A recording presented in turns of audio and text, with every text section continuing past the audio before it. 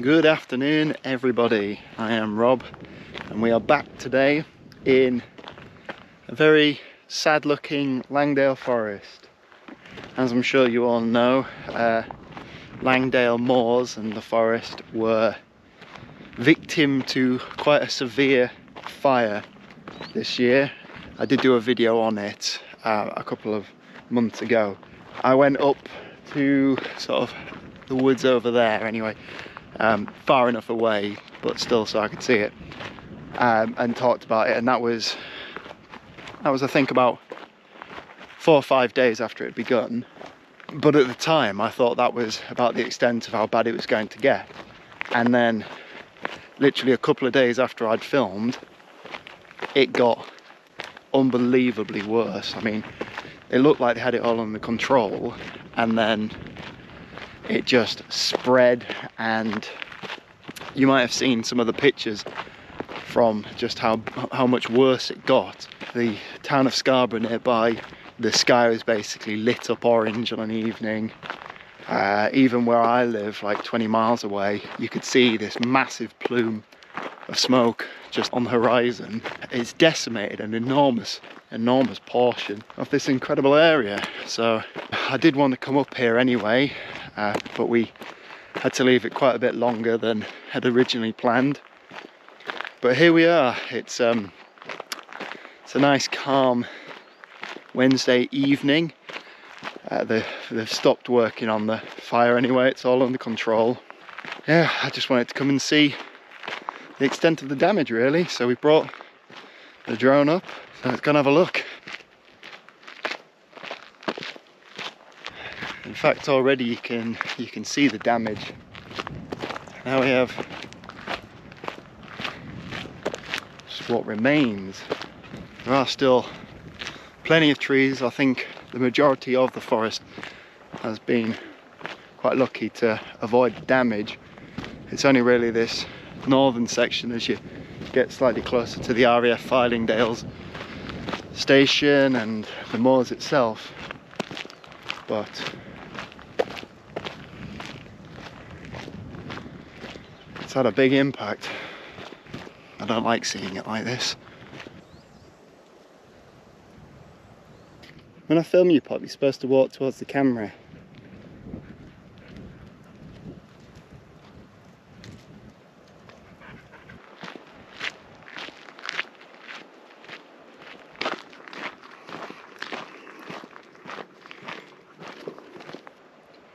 You can really see the damage over on the moors now,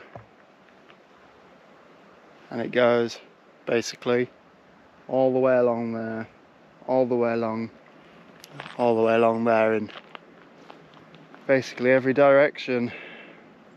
From what we can see, the damage to the forest itself is fairly minimal. I mean, they've had to cut down a lot of trees, but the real victim is the moorland itself. So obviously you can just about see over there, it is like one of the good things about moorland when it's burnt is it grows back quite quickly, so you can see pockets of like green already sprouting up.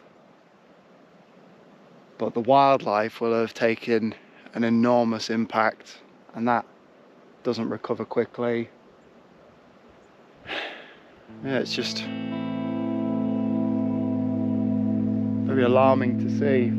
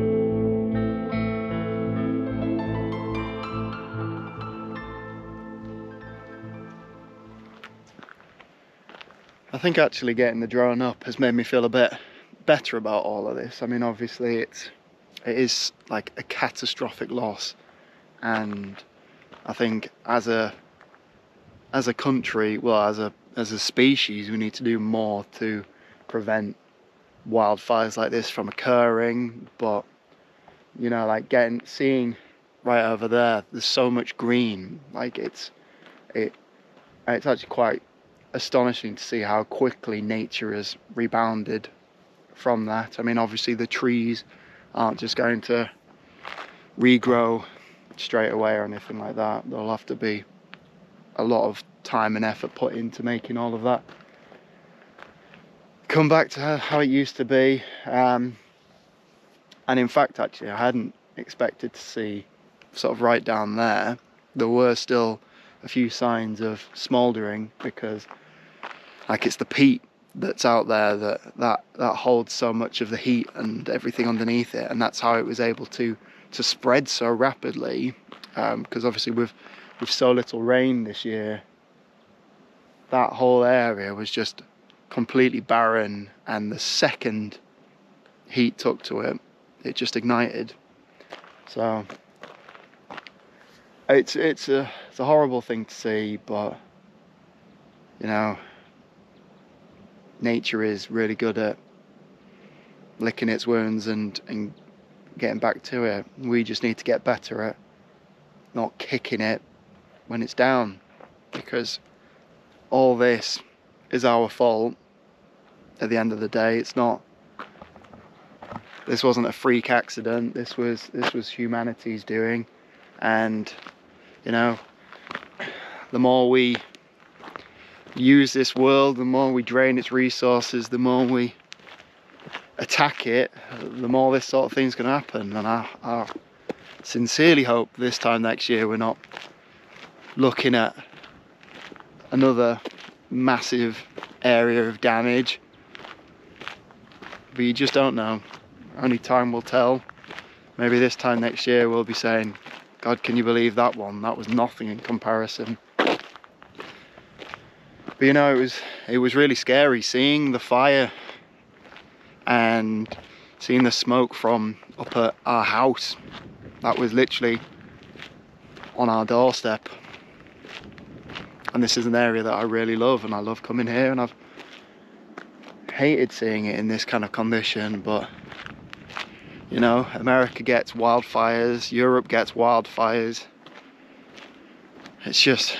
It's a common occurrence, and we need to do more to stop it. So I won't bang on about all the ways you can prevent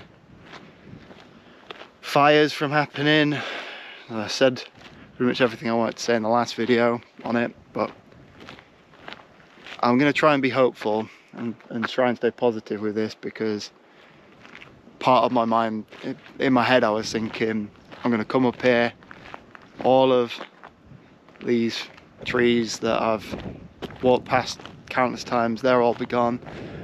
The moors will be completely blackened and dead and irreplaceable, and it's actually, it is returning. So let's try and stay positive, and let's try to all just do better going forward. And hopefully I never have to come back up here looking at something as heartbreaking as this. Hopefully next time I come back up here it's to explore some more, because this forest is stunning, and that whole moorland over there is incredible. Part of that is the Like Wake walk, which I want to do at some point, and then there's parts of it that sort of intersect with the coast to coast and the Cleveland Way. It'd be a shame if we never got to do that again. So let's all do better. And obviously we have to say a massive thank you to all the people who helped put this fire out. You know, there's firefighters from literally all over the country that came to support, and there was the incredible support from local farmers who spent countless evenings, all of them with the firefighters up here, building firewalls and chopping down trees to prevent the spread, and just emptying millions of gallons of water on the fire to get it under control. So without those firefighters and without those farmers, this would be 1,000 times worse. And a huge thank you to all the local residents and all the local businesses that chipped in and supported, you know, providing food and drink and respite and everything else that these people needed to keep working, because, you know, it's a team effort, and it really just goes to show how incredible we can be when we band together with something like this. It is an inspirational thing to see in a world that is so divided and just feels so fractured so much of the time. But when it really matters on something, we put all our differences aside and we do come together. So I'm very inspired by that, and I'm very grateful to have got to witness it. We need that sometimes. We need to see that positivity shine through.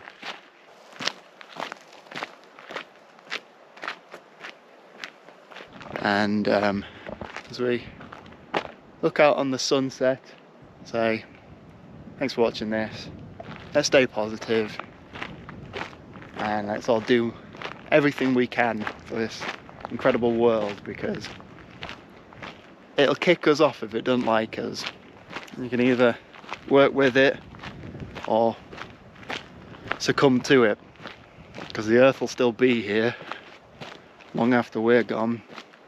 Anyway, yeah, thanks for watching. I hope seeing this has brought some clarity and some positivity the same way as for me.